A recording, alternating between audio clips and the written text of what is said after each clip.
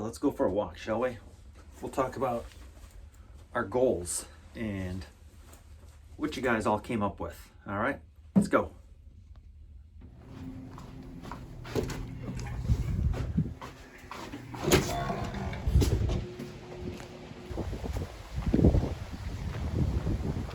Okay, I'm here at Silver Creek Park, just right adjacent to campus. I don't know if you can see through the woods there.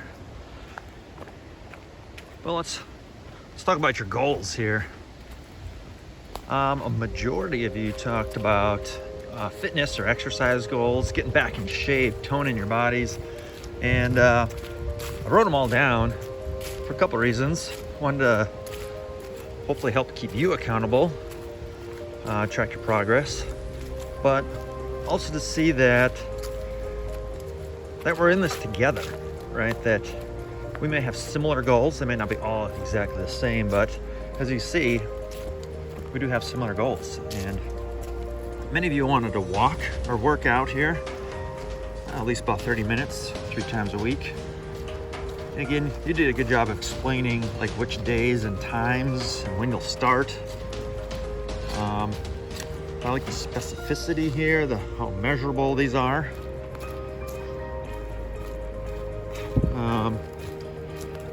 Right, so exercise was by far and away the most common goal we all set. Well, let's take a look at some other ones. Okay, diet was the second, probably most common one here. Modifying things we eat. 2 of you said pretty much exactly the same thing here. To eat 3 healthy meals a day. A couple of you said you wanted to eat 5 servings of fruits and vegetables every day. Eat homemade meals at home. Reduce your sweets and sugars. And begin to eat more veggies that you choose. Moving right along. About 4 of you said you wanted to lose weight, about 10 to 20 pounds. 2 of you said 10. 2 of you said 20 pounds. And 2 of you said you wanted to improve your sleep habits by going to bed earlier or waking up earlier so you have more time in the day. And I kind of took the liberty here of stacking a few together. We put mental health, stress, spiritual health, and probably mental emotional health in there as well. So one of you said you wanted to balance your stress by taking breaks throughout your studying, working time. Like this one, you had 120 minutes a week of self-care, alternating between yoga and Bible studies each day. I like this one is approachable, right? To meditate 8 minutes a day. You can find 8 minutes in your day to do that. And take a 1-minute cold shower every day.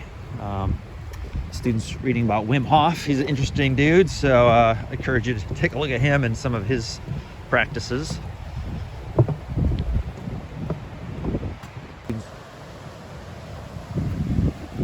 And kind of last but not least here, we've got some career, bear with me with the wind here.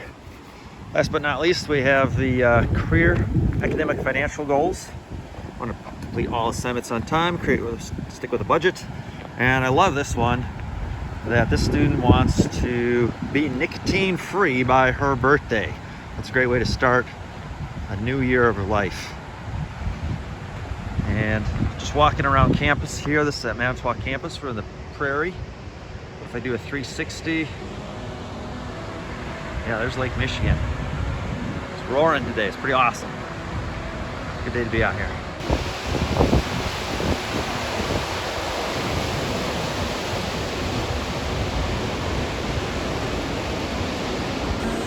All right, just some wrap-up closing thoughts about your SMART goals. All right, I liked how definitive your goals were. You said, I will, right? That's measurable. You will or you won't. Be honest with yourself. That's what really matters. No judgment if you don't, but just say, hey, I couldn't do it today, and reevaluate. And kind of with that, we're kind of bounce around here. That's kind of the Kaizen method. We'll learn about that in the next couple journeys, is a small incremental change. most likely you didn't get where you are just like bam overnight, right? So we tend to want to expect results just that fast, but it's a slow process. It takes time, and there's going to be setbacks in there, and we'll talk about the Kintsugi method as well. That we may take steps forward, might see progress, and it's motivating. But what happens when we fall short, we stumble, we go back to our old ways?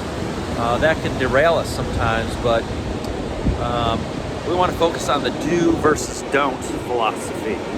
Right? Think about what we want to do rather than dwelling on what we don't want to do or what we didn't do. So think ahead and what is possible rather than thinking back and what you didn't do. And lastly, right, you've written all these SMART goals because hopefully it's something you value. And again, I'll say this throughout this class, but we make time for the things we value. And you put that on paper. You've told me, you've told your accountability person, and really looking forward to seeing your progress over the next maybe 12 weeks. And again, maybe you can incorporate your SMART goal into your final challenge. So thanks for coming on this walk with me, and I look forward to your journey.